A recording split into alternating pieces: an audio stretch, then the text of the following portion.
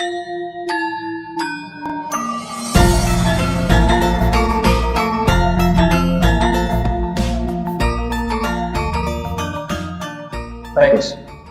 kita masuk kriteria yang keempat ya.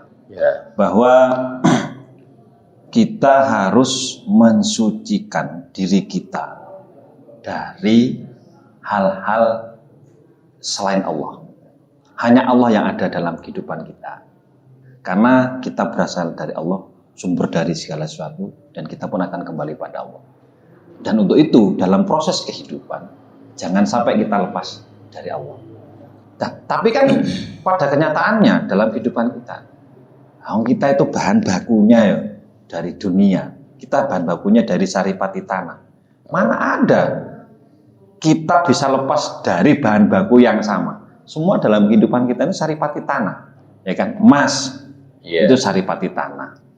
Kemudian mobil yang berasal dari logam itu saripati tanah. Sehingga kemudian karena memang kita itu bahan bakunya bagian dari dunia, yang kita cari juga bagian dari dunia, dan dalam prosesnya kita pasti akan larut di dalamnya. Ya, sulit itu sebenarnya, dan memang kita sepertinya mungkin bahasa tadi ya, terkotori. Padahal kita kan berasal dari sesuatu yang sama kan. Gimana? Jadi kan kalau kita menganggap apapun yang kita lakukan kesehari-hari tak lepas dari duniawi, tapi bukan berarti kita lepas dari Allah Ta'ala. Bahwa semua yang kita lakukan, semua yang kita dapat, semua yang kita pakai, sumbernya, kita ngomong sumbernya ini Allah yang mengatur, Allah yang menciptakan. Mungkin kalau kita pakaian kayak gini, mungkin dari benang. Nah, benang terus sebelum benang apa? Kapas, dari kapas. Sebelum kapas, bahan baku kapas misalnya apa namanya? Bisa kalau itu misalnya kain sutra ya dari ulat sutra. Nah, kita tahu yang menciptakan ulat sutra adalah Allah Ta'ala. Sebab gini, konsep di dunia ini melalui sifat wujud, kita bisa tahu bahwa dalil sifat wujud adalah wujudu hadhil makhluqat. Jadi semua makhluk-makhluk yang ada di alam ini itu membuktikan bahwa Allah Ta'ala ada. Itu konsepnya. Nah, bukan berarti ketika kita memakai, kita memakan, kita menggunakan sesuatu yang urusannya dunia, terus kita lepas dari Allah, tidak bisa. Kayak kadang ada orang yang mengatakan semua itu dari Allah, semua itu dari Allah. Terus dia kecemplung kali, dia minta saja tolong sama Allah. Ada orang lewat, dia nggak mau minta tolong. Bukti pertolongan Allah itu bisa saja diwujudkan melalui orang-orang yang lewat itu tadi. Makhluknya. Ya, kayak gitu. Tapi semua ini yang menggerakkan adalah Allah Ta'ala. Oke. Berarti ada suatu kesadaran gitu ya, kesadaran bahwa kehidupan kita itu hanya Allah yang tentukan. Iya. Nah, bagaimana cara menjaga kesadaran ini? Hati, pikiran kita, perilaku kita, perkataan kita, ataupun kehidupan kita, itu hanya Allah. Jadi hasibu qabla an tuhasabu. Jadi ketika kita memaksakan berpikir bahwa semua itu dari Allah Ta'ala, kita lihat teliti diri kita sendiri. Apa yang bisa kita lakukan? Apa yang bisa kita ciptakan? Di saat kita terendah, kita meneliti bahwa diri kita adalah lemah, maka Allah Ta'ala yang paling berkuasa. Kayak gitu. Nah, jadi konsep semua toharoh, mulai dari bawah tadi, mulai dari menghilangkan hadas maupun najis, menghilangkan dosa-dosa, membentuk akhlak hati yang baik, bahkan memurnikan kesucian niat hanya untuk Allah Ta'ala. Ini dalam rangkanya ketika kita menghadap Allah, itu benar-benar suci. Dalam konsep fikih, mungkin kopiah kita sudah suci, badan kita sudah suci, terus kita juga tidak sedang hadas besar atau hadas kecil, sarung atau baju atau bahkan tempatnya suci. Tapi ada satu hal yang itu mungkin hasil curian, itu bisa saja ibadah kita nggak diterima. Mungkin jam tangannya hasil mencuri, walaupun ini hakikatnya suci. Berarti kan menunjukkan bahwa ketika kita menghadap Allah Ta'ala itu harus dalam kondisi suci lahir maupun batin. Oke Gus, ini menarik ya. Dalam konsep percintaan anak muda. Ketika seseorang itu lagi jatuh cinta, ya kan? Lagi jatuh cinta. Nah, dia pasti selalu yang dipikirkan orang yang dicintai. Nah, ini kan pasti ada suatu proses kesadaran yang terganggu. Loh iya lah. Saya ngomongin Trisno repot. Jangan dibuat repot, Gus. Gitu aja kok repot gitu ya. Iya. Repot aja nggak gitu lah. Jadi gini gitu. Jangan sampai ini nanti melupakan Allah ini cintanya. Nah, terus aku tanpamu aku bagikan butiran debu. Nah, iya itu. Tanpamu aku nggak bisa hidup. Apakah ini konsep kemusyrikan? Aku tidak bisa hidup tanpamu gitu. Ya Allah. Kamu adalah segalanya bagiku. Lagu-lagu juga gitu loh Gus. Iya kan? Lagu-lagu. Ku tahu rumus dunia. Oke, Gusti Allah ngerti. Jadi gini ya, kalau kita ngomong bahasa mahabbah, bahasa cinta jangan dibandingkan dengan bahasa-bahasa tauhid atau fikih. Oh gitu. Jadi ada wadahnya sendiri. Orang itu kalau sudah cinta, memang dia secara bahasa, ketika ini kok dibandingkan dengan tauhid ya salah semua. Tapi tolong kalau memang bahasa cinta ya biarin. Banyak kok syair-syair itu. Artinya itu ini bahasa sastra namanya, bahasa sastra gitu ya. Bukan keyakinan dan keimanan. Bahaya juga Gus, nanti kalau cinta nggak ada konsepnya dengan tauhid ya repot juga. Kan ada orang itu kayak Al-Hallaj itu, kayak Ibnul Arabi, itu memang yang dipikir hanya Allah Ta'ala, nggak yang lain. Itu memang ada orang-orang semacam ini, tapi kita nggak nutut untuk mengikuti perilaku. Atau gini, misal gini, dalam wajahmu kulihat Allah. Ada yang suka baca novel cinta ya? Nah, pelaku cinta juga. Sudah berapa kali tersakiti? Oh, udah pernah tersakiti. Karena saya konsepnya mencintai gitu loh. Urusanku adalah mencintaimu, gitu ya. Okay. Urusanmu ya urusanmu, bukan urusanku. Yang penting kau bahagia. Itu bahasa yang diungkapkan setelah putus biasa. Gak ada putus Gus. Apa? Karena saya selalu perhatian sama dia. Perusahaan dia sama saya kan urusan dia. Jadi saya selalu connect gitu ya. Oke, lanjut Pak. Baik, itu kan banyak kan. Kesannya seperti ada perbedaan yang sangat tipis gitu ya. Antara apa? Ya itu tadi, mencintai seseorang yang bisa jadi dia lupa diri. Lupa diri sehingga Allah tanda kutip dikesampingkan. Atau kita terlalu senang sama anak, begitu memikirkan anak, ya kan berusaha untuk memikirkan anak, tapi Allah terkesampingkan. Nah kan itu kan juga berbahaya. Ya. Jadi gini loh. Gimana tuh Gus? Berangkat dari sifat wajib Allah wujud tadi, bahwa Allah itu benar-benar ada. Buktinya mana? Makhluk. Buktinya ciptaan yang ada di dunia ini. Artinya orang yang kita cintai itu adalah makhluk. Makhluk yang punya adalah Khalik. Nah, Khalik ini adalah Allah Ta'ala. Makanya ketika kita cinta dengan seseorang, maka cintailah yang punya. Maka dekatilah yang punya. Berdoa, semoga dia jadi jodohku, semisal kayak gitu. Jadi ketika kita berlebih dalam mencintainya, tapi lupa dengan yang menciptakannya, ini akan repot, gitu loh. Jadi cinta yang baik adalah mencintai dengan sesuatu yang nanti itu menambah keimanan kita. Kita doa, kita munajat setiap hari kepada Allah Ta'ala. Pendekatannya ke Allah. Oke. Biar dapat dia, semisal. Kalau memang nggak dapat dia, Allah tahu dia bukan yang terbaik untuk kamu. Iya. Pasti ada yang lain Gus ya. Ada yang lain. Sudah disiapkan. Ya kalau bisa sih nambah. Nambah apa ya? Ya kalau berani. Baik.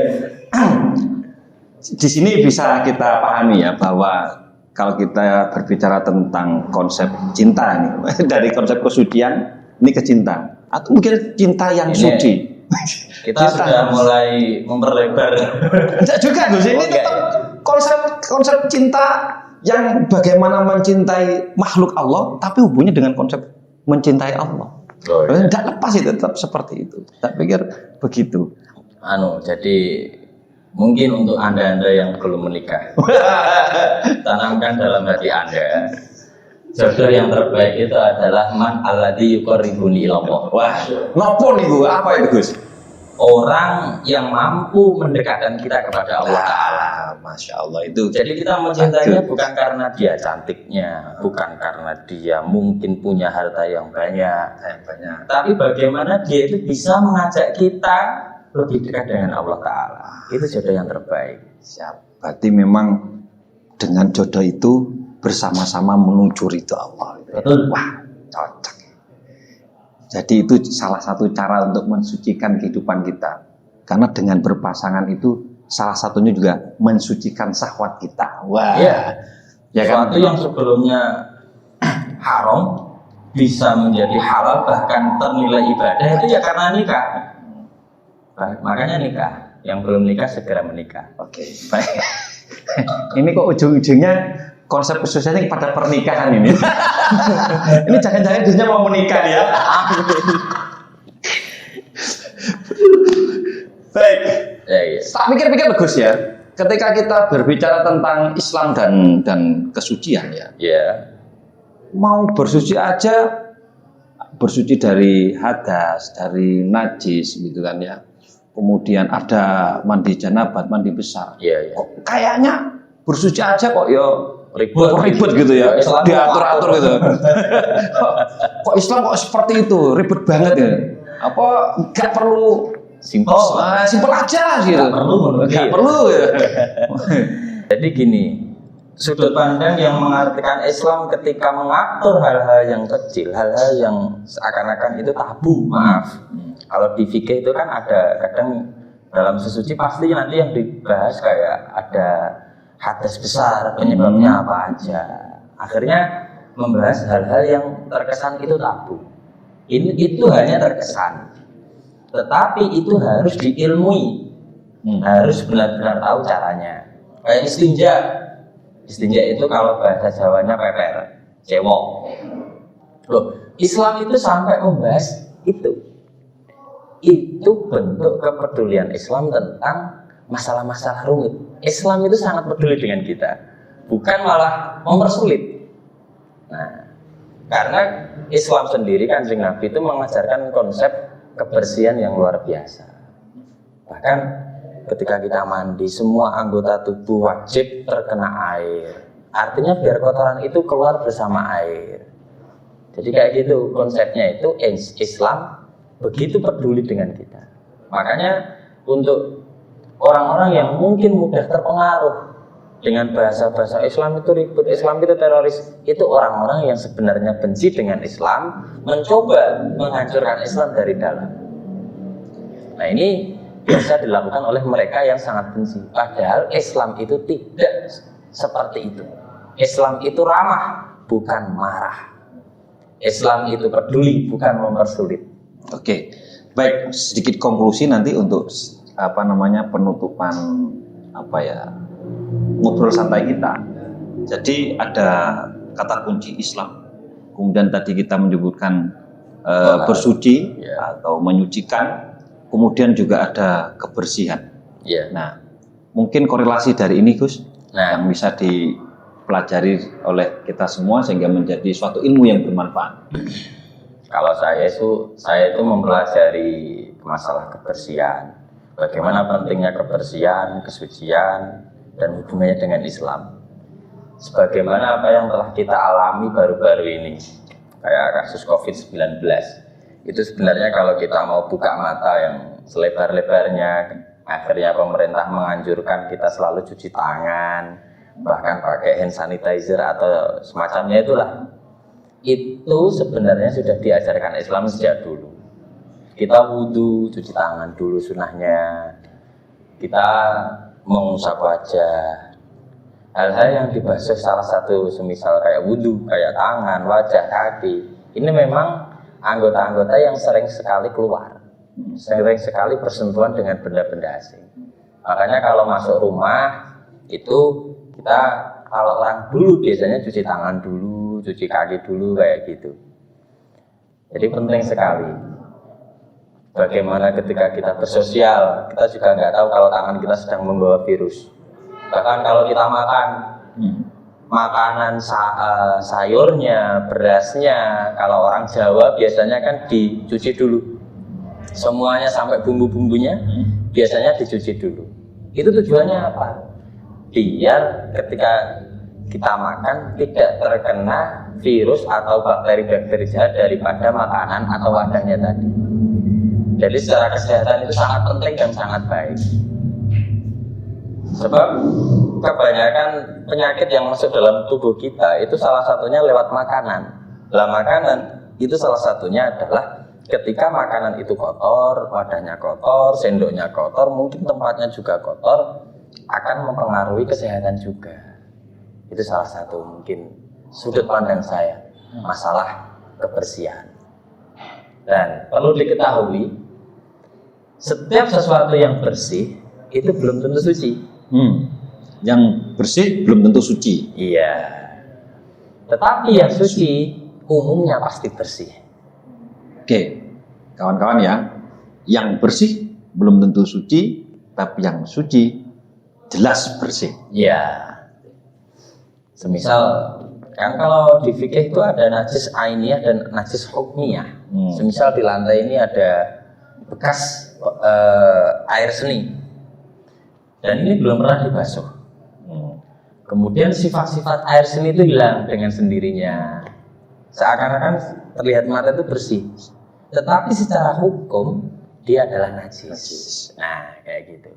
Jadi perlu sekali kita memahami ilmu tentang oh ini najis, oh ini suci.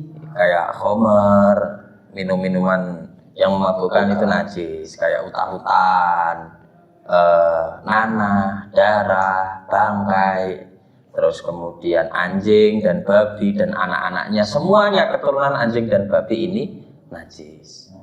Jadi kayak gitu, kita harus tahu. Sebab kalau nggak tahu, ketika orang itu tidak tahu, sangat mungkin sekali dia terjerumus di dalamnya, menganggap itu suci, padahal itu najis. Baik, pemirsa, nanti mengenai tentang macam-macam najis, kemudian termasuk tadi disebutkan ya, mengenai darah, nanah, ada juga binatang seperti babi dan anjing, ya. Itu memang perlu pembahasan khusus gitu ya. Kira-kira ada kandungan apa di air liurnya anjing ataupun air liur Kenapa babi harus gitu ya? Nah, nanti pada pembahasan selanjutnya kita itu akan membahas kenapa ketika bersuci itu harus menggunakan air dan debu. Nah, ini penting. Kenapa kok tidak menggunakan api? Padahal orang yang berdosa itu besok dimasukkan ke neraka, dibersihkan dosa-dosanya itu menggunakan api, bukan menggunakan air. Ini menarik. Nah, tapi ditahan dulu ya, kita cukupkan dulu. Nanti kita akan bertemu di episode selanjutnya, yaitu kenapa bersuci dalam Islam itu menggunakan air dan debu. Tunggu tanggal mainnya. Terima kasih. Salam waras, salam wajib belajar dan sadar. Assalamualaikum warahmatullahi wabarakatuh. Waalaikumsalam warahmatullahi wabarakatuh.